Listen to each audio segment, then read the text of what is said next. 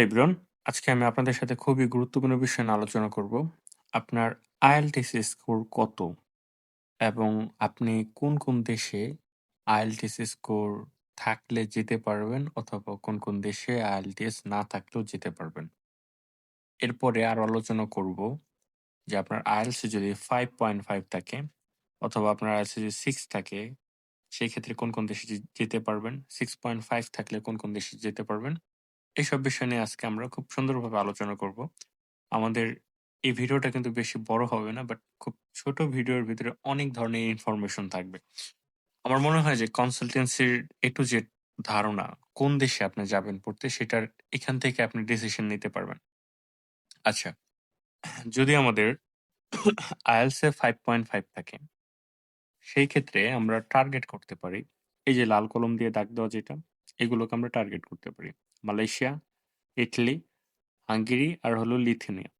এগুলোকে আমরা যেতে পারি। এখানে অনেকে বলতে পারে যে এইসব দেশে তো IELTS লাগে না, বাট লাগে। যখন সে এম্বাসিতে ফেস করবে তখন কিন্তু IELTS টা বাধ্যতামূলক লাগে। বাধ্যতামূলক বলা যায়, এম্বাসিতে IELTS লাগে না, বাট দিলে এটা ভালো হয়। স্পিকিং এর একটা প্রুফ থাকে। বাট অনেকে দেখা যায় যে IELTS ছাড়া এই ধরনের সাহস করা কিন্তু ঠিক না। হ্যাঁ, এটা কিন্তু আসলে রিফিউজ করে দেয়। যেটা সত্যি কথা, আমি সত্যি কথাটাই বলতেছি। ইটালি, হাঙ্গেরি আর লিথুনিয়া এই ইউরোপের ভিতরের দেশগুলো IELTS ছাড়া যদি আপনি যান, তাহলে আপনার অনেক ধরনের ভোগান্তি আছে। এখন হয়তো একটা কোয়েশ্চেন করতে পারেন যে আমার অমুক ফ্রেন্ড তো চলে গেছে। সো সে হয়তো যাইতে পারে, আগে গেছে, বাট এখন কিন্তু কম্পিটিশনটা অনেক বেশি। আর এখন আপনার বিদেশের ভিসার রেশিও কিন্তু খুবই কমে গেছে। ইউরোপের ক্ষেত্রে হোক বা অন্যান্য দেশের ক্ষেত্রে হোক। দেশের ইকোনমিক এখন খুবই ইকোনমিক ক্রাইসিস চলতেছে। যেটা সত্যি কথা সেটাই। এই মালয়েশিয়াতেও গেলেও আপনার IELTS লাগে। IELTS ছাড়া আপনি একটা জায়গায় ট্রাই করতে পারেন, সেটা হলো মালয়েশিয়া। আচ্ছা, এখন আসি চীনে। চীনে কিন্তু মেডিকেল নিয়ে পড়তে যাইতে পারে খুব সহজে। খুব অল্প টাকায় পড়া যায়। দেশে যে প্রাইভেট মেডিকেল গুলো আছে, এর চাইতে কিন্তু ওইখানে আরো কমে খুব পড়া যায় চীনে। আর রাশিয়াতেও পড়া যায়। আরেকটা আছে কিরগিজস্তান। এই কিরগিজস্তানেও কিন্তু মেডিকেল নিয়ে ভালোভাবে পড়া যায়। অনেক অল্প টাকার ভিতরে। বাংলাদেশে যে প্রাইভেট মেডিকেল সেক্টর গুলো আছে, এইগুলোর চাইতে, প্রাইভেট ইউনিভার্সিটি আছে, ওইগুলোর চাইতে ওইখানে অনেক কম টাকা খরচ হয়। আচ্ছা, সাইপ্রাস। সাইপ্রাসের ক্ষেত্রে মানুষজন বর্তমানে বেশি যাইতেছে হোটেল ম্যানেজমেন্টের ক্ষেত্রে। হোটেল ম্যানেজমেন্ট অ্যান্ড ট্যুরিজম যে সাবজেক্টটা আছে, সেই সাবজেক্টটা নিয়ে সাইপ্রাসে যায়। যাওয়ার পর ওইখানে একটা সময়ে মানুষজন আরকি হোটেল ম্যানেজমেন্ট ট্যুরিজমের যে কাজ থাকে, স্টুডেন্টরা পার্ট টাইম জব হিসাবে করতে পারে। বাট এখন গ্রিক সাইপ্রাসের অবস্থা ভালো না স্টুডেন্টদের। অনেকের হয়তো খারাপ লাগতে পারে যে কি বলে এটা। বাট এটা হলো সত্যি কথা। বর্তমানে ওইখানে ১ম এ গিয়ে একটু কষ্ট হয় গ্রিক সাইপ্রাসে, পরে আস্তে ঠিক হয়ে যায়। এই তুর্কির ক্ষেত্রে এটাও, তুর্কিও ভালো আর রাশিয়াও ভালো। রাশিয়ার ভিতরে কিছু এরিয়া আছে, স্টুডেন্ট ভিসায় যদি আপনি যান, সেটা খুবই ভালো। স্টানবার্গ শহর ইউরোপের মতোই আরকি একটা ভাইব দেয়। স্নো পড়ে। সো রাশিয়াও কিন্তু ভালো। এখানে আপনার IELTS লাগে না। বাট কিছু ইউনিভার্সিটিতে কিন্তু IELTS চায় অবশ্যই। যেরকম 6.5 ও চায়। সো এটা হলো ইউনিভার্সিটির উপর ডিপেন্ড করে। বাট মেক্সিমাম ক্ষেত্রে IELTS ছাড়াও যাওয়া যায়। সো বিদেশে যেহেতু পড়তে যাব, IELTS টা করে ফেলাই ভালো আরকি সবার জন্য। আচ্ছা। এরপরে আমরা আসি, IELTS এ যদি আপনার 6 থাকে, তাহলে আপনি কোন দেশে যেতে পারবেন? এই যে মালয়েশিয়া, এখানে আবার নিয়ে আসলাম। ও আচ্ছা, আরেকটা জিনিস, সেটা হলো গিয়ে সাউথ কোরিয়া। সাউথ কোরিয়ার কথা কিন্তু বলা হয়নি। সাউথ কোরিয়া এবং অস্ট্রেলিয়াতে ২ টাতে খুব ভালো ভিসা হইতেছে। সো স্পেশালি সাউথ কোরিয়াতে যদি কেউ যেতে চান, সো সে আমার সাথে যোগাযোগ করতে পারেন। আমার নাম্বারটা দিয়ে দিচ্ছি এখানে। 0131705639। সাউথ কোরিয়াতে বর্তমানে কিন্তু ভিসা রেশিও তুলনামূলক ভালো। এশিয়ার ভিতরে আবার স্টুডেন্ট অবস্থায় এখানে কিন্তু পার্ট টাইম জব করে অনেক টাকা ইনকাম করা যায়। এটা আপনারা দেখেন, YouTube এ আপনারা এটা দেখতে পারবেন। সো ইউরোপের চাইতেও কিন্তু বেশি টাকা ইনকাম করা যায়, কারণ টিউশন ফি অনেক কম। আবার এখানে আরেকটা ফ্যাসিলিটি হলো গিয়ে কি, এম্বাসি ফেস না করে রিজনাল ই-ভিসা, ব্যাচেলরে চাইলে আপনি এখানে যেতে পারবেন, অথবা আপনি ই-ভিসা মাস্টার্সে এখানে যেতে পারবেন, যেখানে আপনার কোনো এম্বাসি ফেস করতে হবে না। ইউরোপের যে কান্ট্রিগুলো আছে হাঙ্গেরি, মালয়েশিয়া, ইটালি এইসব কান্ট্রিতে কিন্তু আমাদের যেই অ্যাপ্লিকেশন ফি সেটা হলো গিয়ে €200 মানে 30-40 হাজার টাকার মতো হয়, €200-300। বাট সাউথ কোরিয়ার ক্ষেত্রে খুবই কম, 7-8 হাজার টাকার মতো পড়ে আর কি। তো এই জন্য বলবো যে যদি স্টুডেন্ট ভিসায় যাবেন বিদেশ বাট টাকা ইনকাম করার ইচ্ছা থাকে তো সেই ক্ষেত্রে সাউথ কোরিয়াতে আপনি যেতে পারেন। আর এই জাপানটা আমি এখানে আনি নাই। জাপান আপনার যদি আইএলটিএস 6.5 থাকে তাহলে আপনি জাপানটা ট্রাই করতে পারবেন। আচ্ছা, আইএলটিএস এ যদি এখন 6 থাকে এই এই ক্ষেত্রে আপনি স্টুডেন্ট ভিসায় কোন দেশে যেতে পারবেন? এখানে আনলাম এই যে সাউথ কোরিয়া। সো সাউথ কোরিয়াতে আপনি চাইলে আইএলটিএস ছাড়াও যেতে পারবেন। হ্যাঁ, ঠিক আছে? কিন্তু আপনার ইংলিশ স্পিকিংটা লাগবে। বিদেশে আপনি স্টুডেন্ট বিষয়ে পড়তে গেলে মাস্ট বি আপনার ইংলিশ স্পিকিংটা লাগবেই। আচ্ছা, মালয়েশিয়া। মালয়েশিয়ার ভিতরে ভালো ইউনিভার্সিটি আছে। এন্ট্রি ইউনিভার্সিটি, সিগ ইউনিভার্সিটি মানে অনেক ভালো ইউনিভার্সিটি আছে। City university. সো কিছু ইউনিভার্সিটির বর্তমানে কিন্তু আবার প্রাইস বাড়ায় দিছে। টিউশন ফি আগে যা ছিল তার চাইতে বাড়ায় দিছে। সো মালয়েশিয়াতে দেখা যায় কিছু ইউনিভার্সিটি আছে যেটা এখানে আপনি ২ বছর থাকবেন, তারপরে কানাডাতে গিয়ে আবার ২ বছর পড়বেন। ক্রেডিট ট্রান্সফার করা যায়। সো এই মালয়েশিয়ার ঐসব ইউনিভার্সিটির যে টিউশন ফি আর হইলো গিয়ে কানাডা বা অস্ট্রেলিয়া, আমেরিকার যে টিউশন ফি ওইগুলা কিন্তু সেম। হুম? সো আবার নরমাল ইউনিভার্সিটিও আছে। আচ্ছা, দেন আসি আমরা সিঙ্গাপুর। সিঙ্গাপুরের ক্ষেত্রে আপনার আইএলটিএস এ 6 লাগবে। এছাড়াও কিন্তু আরো স্টুডেন্ট ভিসা অনেক জায়গায় যাওয়া যায়। দুবাই, কাতার এসব জায়গায়ও যাওয়া যায়। দুবাইয়ের ক্ষেত্রে স্টুডেন্ট ভিসায় গেলেও ভালো মোটামুটি। অনেকে যায়। অস্ট্রেলিয়া। অস্ট্রেলিয়াতে দেখা যায় যে এই লেভেলে চলে আসছে। বর্তমানের সিচুয়েশন অনেক মানুষ এপ্লাই করতেছে অস্ট্রেলিয়াতে। ভিসা অনেকে পাইছে। বাট এখন একটা কোশ্চেন অনেকে বলে স্টাডি গ্যাপ নিয়ে আসে যে স্টাডি গ্যাপ অস্ট্রেলিয়ায় কিভাবে কি করবো? না, স্টাডি গ্যাপ হইলে হবে না। আর আইএলটিএস এ যদি 5.5 হয়, নো ব্যান লেস দ্যান 5, 5.5 ওই 5.5 দিয়ে অস্ট্রেলিয়াতে ঝামেলা হয়। ওইগুলাতে একটা প্রোগ্রাম আছে, ডিপ্লোমা প্রোগ্রাম। তারপরও ওইগুলা যারা কাজ করে মানুষ প্রলোভন দেখিয়ে নিয়ে যায়, নিয়ে পরে আসলে একটা বিষয়টা রিজেক্ট খাওয়াই দেয়।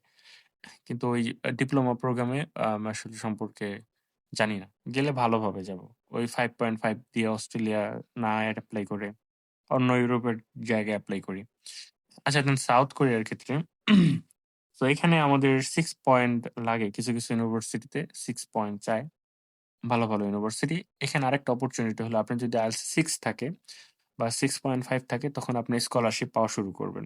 যেরকম আপনার যে টিউশন ফি আছে সেই টিউশন ফি থেকে 50% স্কলারশিপ অথবা আপনার 30% স্কলারশিপ এরকম ভাবে আপনি স্কলারশিপ পাবেন ক্রমাগত। সো এই জন্য সাউথ কোরিয়াটাকে আমি আবার এখানে নিয়ে আসছি। আচ্ছা, নেদারল্যান্ড। হ্যাঁ, নেদারল্যান্ডে আইএলটিএসটা মাস্ট বি 6 লাগবে। কোনো ওয়ে নেই। এখানে ব্যাংক স্টেটমেন্টও খুব পোক্তভাবে দেখাইতে হয়। নেদারল্যান্ডের ক্ষেত্রে ঠিক তাই। নিউজিল্যান্ডের ক্ষেত্রে তাই। আবার এখানে আরো দেশে আরেকটা আছে সেটা হলো ফ্রান্স। ফ্রান্সটা আমি এখানে লিখিনি, লিখতে ভুলে গেছি আসলে। ফ্রান্সও চাইলে আপনি যেতে পারেন। ফ্রান্স, পোল্যান্ড, পর্তুগাল এসব জায়গায় স্টুডেন্ট ভিসায় হয়। বাট আরেকটা জিনিস একটু মাথায় রাখবেন যে যেসব দেশে, মালতাও কিন্তু আমি এখানে লিখি নাই, যেসব দেশের এম্বাসি বাংলাদেশে আছে সেসব দেশে স্টুডেন্ট ভিসায় গেলে সবচাইতে ভালো সেফ জন্য। আর ধরেন এম্বাসির জন্য গেলেন ইন্ডিয়াতে, ঝামেলা পোহাইতে হয়। আপনি যেখানে যান না কেন এম্বাসির জন্য যদি ইন্ডিয়াতে যান একটা টাকা খরচ হবে, বিষয় যখন হবে তখন একটা ঝামেলা না। এই জন্য দেশের ভিতরে যে এম্বাসি গুলো আছে বা ভিএফএক্স এর মাধ্যমে যেগুলো কাজ করে থাকে, যেরকম হাঙ্গেরি, ইটলি এগুলো হলো আপনার ভিএফএক্স এর মাধ্যমে। ওদের কিন্তু পুরো মেইন এম্বাসিটা এখানে নাই। মেইন এম্বাসি তো হলো দিল্লিতে। সো এখানে আর কি সাব এই জায়গা থেকে ওইটা পাঠায় পাসপোর্ট ওইখানে, ওইখান থেকে আবার এখানে আসে এরকম সিস্টেম। আচ্ছা, দেন হলো ইউকে। ইউকে তে অনেক বড় একটা অ্যামাউন্ট টিউশন ফি। ইউকের ক্ষেত্রে আমরা যেভাবে কাজ করি সেই ক্ষেত্রে হলো আমরা কোনো সার্ভিস চার্জ নেই না। এখানে অনেক বড় একটা অ্যামাউন্টের টিউশন ফি দিতে হয়। সো এটা আর কি বেয়ার করা অনেক ফ্যামিলির জন্য আসলে খারাপ হয়ে যায়। যারা মধ্য পরিবার মানে মধ্যবিত্ত তাদের জন্য ইউকেটা আসলে ঠিক হবে না আমার মতে। সো এখানে আরেকটা জিনিস কি যে আইএলটিএস যদি কেউ 4.5 ও থাকে সে ইউকেতে যায় ফাউন্ডেশন করে, দেন তারপরে হলো গিয়ে ব্যাচেলর করে। ফাউন্ডেশনটা কি এটা একটা কোশ্চেন। এখন ফাউন্ডেশন হলো এরকম একটা জিনিস যে কিছু ইউনিভার্সিটি বা কিছু কান্ট্রিতে আপনি চাইলে আগে ওই দেশে গিয়া ফাউন্ডেশন করতে পারবেন। দেন তারপরে হলো গিয়া কি বাকি প্রসেসিংটা মানে তারপরে আপনি ডিরেক্ট ব্যাচেলরে অথবা মাস্টার্স এ যাবেন। যেরকম আমি যদি বলি সাউথ কোরিয়ার ক্ষেত্রে এখানে একটা প্রোগ্রাম আছে ইপিএ প্রোগ্রাম। এর মাধ্যমে আপনি আগে হলো প্রায় ৬ মাসের মতো ইংরেজি শিখবেন ওই দেশে গিয়ে। তারপরে হলো আপনাকে তারা ব্যাচেলরে নিবে। হাঙ্গেরির ক্ষেত্রেও আছে এরকম সিস্টেম। মালয়েশিয়ার ক্ষেত্রেও আছে, ইটালির ক্ষেত্রেও আছে। সো এই ধরনের তবুও আম এই যে আপনার ফাউন্ডেশনটা করতে যাবেন, মানে ইংলিশ কোর্সটা, এই করার ক্ষেত্রেও আপনার একটু ইংলিশটা লাগে। আচ্ছা দেন আসি IELTS এ যদি আপনার 6.5 প্লাস থাকে সেই ক্ষেত্রে আমরা কোন দেশে যেতে পারবো? ইউএসএ। ইউএসএ তে দেখা যায় স্কলারশিপ পাওয়া যায় যদি একটু স্কোর ভালো থাকে। আর ইউএসএ তে 6 নিয়ে করলে এটা একটা রিস্ক থাকে। নেদারল্যান্ডের ক্ষেত্রে 6.5 ভালো। Norway, Australia, Germany. জার্মানির ক্ষেত্রে আমাদের কিন্তু একটু সময় বেশি লাগে। আমাদের কিন্তু সময় বেশি লাগে, একটু ওয়েট করতে হবে। 18 মাসের মতো আরকি সময় লাগে। সো জার্মানি IELTS সহ তো জমা দিবেন। তারপরে কিন্তু জার্মানি ল্যাঙ্গুয়েজটা শিখে গেলে ভালোভাবে চলা যায়। তারপর আছে আয়ারল্যান্ড। আচ্ছা, এই যে কানাডা, এটা হলো এদেশে বাংলাদেশে থেকে না যাওয়াই ভালো। ঠিক আছে? এগুলো হলো ফেক। কানাডায় হলো প্রচুর পরিমাণে ভিসা রিজেক্ট হয়। এগুলা ফেক। আর যদি কোনো ওয়ার্কে যদি কেউ বলে আপনাকে যে কানাডায় যান, এটা হলো ফেক। ওয়ার্কে কানাডায় কোনো ভিসা হয় না। এগুলো হলো একদম বোগাস। কেউ যদি বলে থাকে তাহলে সে হলো গিয়ে আসলে একটা ভন্ডামি করবে। ওয়ার্কে কানাডা আর অস্ট্রেলিয়া এগুলাতে কোনো ভিসা হয় না। ভিসা বর্তমানে হয় না, একসময় হয়েছে কি জানি না। এগুলো হইলো ওইগুলো ফেক। ওরা পাসপোর্ট নিয়ে ওরা হলো টাকা পয়সা নিয়ে পালাই যায়, মোস্ট প্রবাবলি এরকমই হয়। তো এরকম অনেক ইতিহাস আছে, যেরকম নেদারল্যান্ডের ক্ষেত্রে ওয়ার্কের কথা বলে বাংলাদেশের একটা গ্রুপ, ওরা হলো অনেকগুলো টাকা নিয়ে গেছে, যে বলছে যে বিস্কুট ফ্যাক্টরিতে কাজ দেব। বিস্কুট ফ্যাক্টরির কাজের কথা বলে ওরা কিন্তু দুনিয়ার টাকা আত্মসাৎ করছে, করে পালাই গেছে চলে।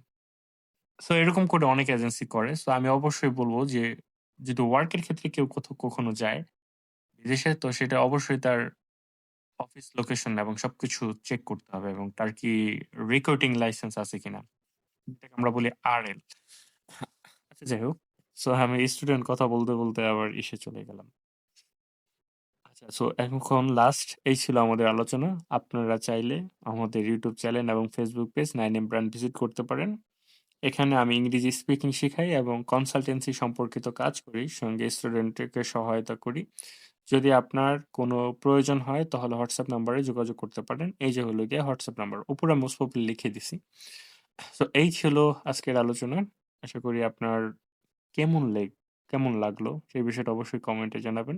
আর যদি কোনো ধরনের ইনফরমেশন জানার ইচ্ছা হয় যে কি করব, সো সেই ক্ষেত্রে আপনি চাইলে এই নাম্বারটাকে নক করতে পারেন। এটা 24 ঘন্টায় খোলা থাকে।